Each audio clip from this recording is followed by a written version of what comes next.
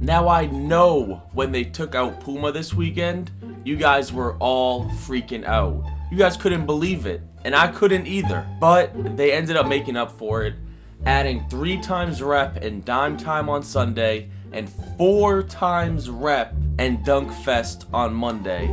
Not only that, but I also got 10 hours of double rep during 4 times rep to make me have 6 times rep, and my bar was moving crazy. Leave a like on this video if you moved up over 30% in your bar this weekend, and let's get right into the video.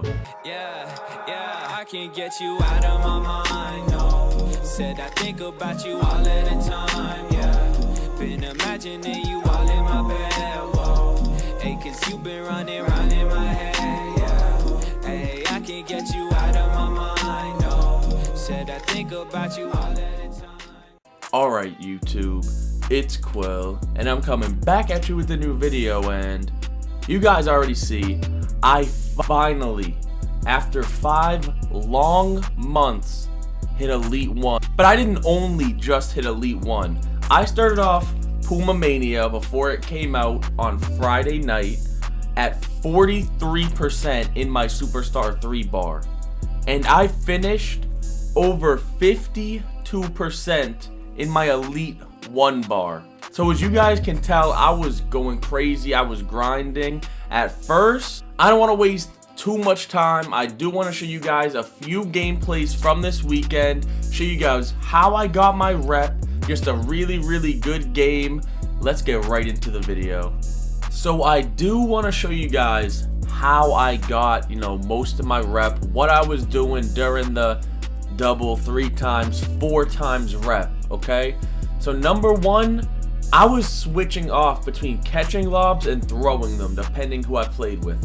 So right here, you guys see I'm playing with Bandit, and you guys are going to notice the lineup we're running is a little weird. But before I show you guys that, I want to show you guys we're not just playing rookies, we're playing 2 Superstar 2s.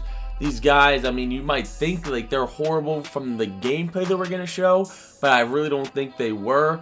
But like I said, the lineup me and Bandit were running and that I run during, these double rep, triple rep events is very unique. He's on his facilitating finisher, which is basically just a taller 2-way slashing playmaker, and I'm on my offensive threat. Now, I'm the one catching the lobs. We all know that triple rep, quadruple rep, double rep. To get the most rep this year, what you want to do is throw lobs and catch lobs, right? If you throw lobs, you want to have Hall of Fame playmaking badges. And if you're catching lobs, you want Hall of Fame finishing badges. If you didn't know that, there you go. If you want to get the most rep to catch a lob, you want Hall of Fame finishing. To throw it, you want Hall of Fame playmaking. That's how you get the most rep per lob. But you guys see the lineup we run. We don't force the lob every single play because I'm pretty sure, I'm not 100% sure about this, but I'm pretty sure the max lobs you can get is only 6 or 7, so we don't force them every play. You guys know the offensive threat gets Hall of Fame shooting and finishing badges, so I get rep whenever I shoot and whenever I, catch a lob or do a floater or something like that. So I ISO half the time, he ISOs half the time, and whenever he can throw me a lob, he does. You guys are going to see how much rep I get at the end of this game and how fast it is. You guys see, obviously, we're doing the inbound glitch. And this right here was before I hit Elite 1. I was only a Superstar 3 in this gameplay, or I would honestly already have my takeover by now. That takeover booster on Elite is crazy. But you guys see what we're doing here. I'm trying to give it to him, let him throw me lobs, even with this man sitting in the paint. He can't stop me. People are asking me all the time, Quil, how do you catch so many lobs in your offensive threat? I feel like mine doesn't.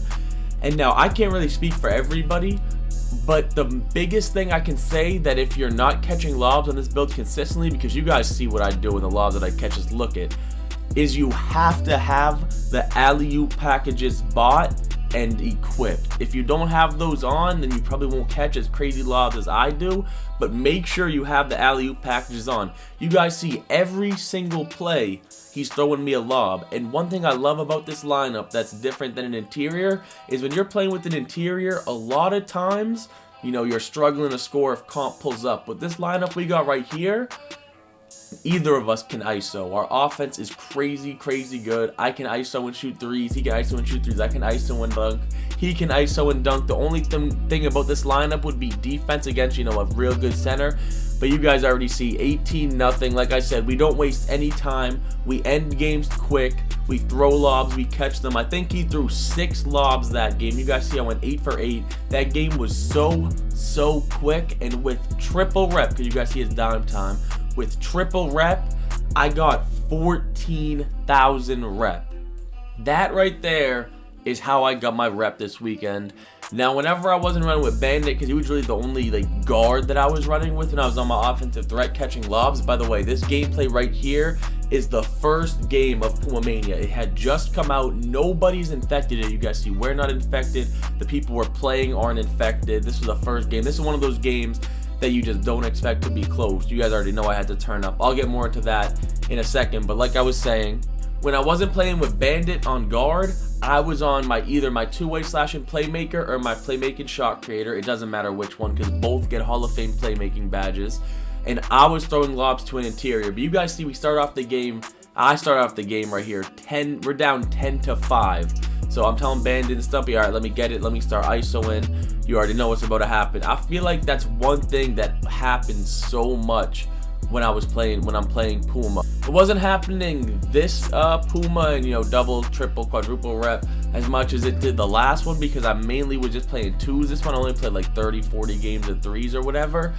But the last Puma, I noticed that my team would go down a lot, and obviously it's not because, you know, oh yeah, these dudes were playing are just better than us, me, Stumpy, and Bandit were getting outplayed. It's because we're going for lobs. I know that, like I said, this wasn't even triple rep or double rep yet. It had just started. We weren't even infected, but we're still playing 3s. We're going for lobs. So we get a lot of games, you know, like we're losing at the start of a lot of games here. You guys see, when we do have the chance, even if we're losing the game, we are still going to throw a lob. But the score is 12-12. Like I said, this gameplay isn't really to show you guys how to get rep. This gameplay right here is showing you guys just me, you know, clutching up, which I told you guys I feel like happens so much on the 3s court. When my team has a deficit, I gotta turn up. But like you guys saw at the beginning of the video, I am over 52%. I think I'm at like 53 or 54% right now to Elite 2. The thing is, when there's not, you know, a triple rep event, a 4 times rep event, you don't really see me playing this game for rep. Anytime I'm really, you know, playing 2K like that, you know, I'm going for a video, I'm getting gameplay, or I'm just playing 2s just to play 2s, you know what I mean? And when I do that, I'm ISOing, and I get no rep for that. I'm getting like 8K a game max, because I'm not throwing lobs. So it is going to take me a while to hit Elite 2. One thing about it is, you don't really get anything in Elite 2, right? Elite 1, you get, you know, the takeover booster, the Elite wheel, which is really, really good. Elite 2, you get honestly nothing. You really only get to create the custom shirt, which I don't really find that big of a deal. But you guys see, it's one of those things where they are getting every single bailout. We block the shot, they get the board. We tip the pass, it goes to them. They get a 3, 17-14, they need me. 17-14, I tell Stumpy, come up, set a screen, quick pick and pop, which is exactly what he does. And this isn't one of Stumpy's YouTube videos, guys. He's gonna miss like he usually does. They come down the court 19-14. I'm not worried, okay? You know, if we lose, we lose. I'm not really gonna get mad. I tell them, come on, let's go, Stumpy, again, quick pick and pop. I give it a Bandit. He does his thing, hits me for 3. I shoot a white, but it doesn't matter because it goes in. You guys see I have 12 points. I haven't missed yet, and I don't even have my takeover. Once again, this gameplay is when I was a Superstar 3, so I didn't have a takeover booster. And you guys might, you know, think I'm crazy for what I'm about to say, but I honestly believe takeover booster matters just as much as, you know, the extra badges from Legend, okay? Maybe I'm going a little too far with it, but you guys got to understand, as I come up with a clutch green, finally get my takeover, make the team go up 1, and this is, you know, the point where we're saying no 3s. We can give up a free 2 as long as we don't give up a 3, because I already know one of us is going to end up gaming them. So I think my dude's the only 3-point shooter. I'm denying him the ball. They do end up taking the 2. So we need a 3-pointer. We're not going to take a 2 here. They have odd numbers. The game only goes up to 25. We need to take a 3.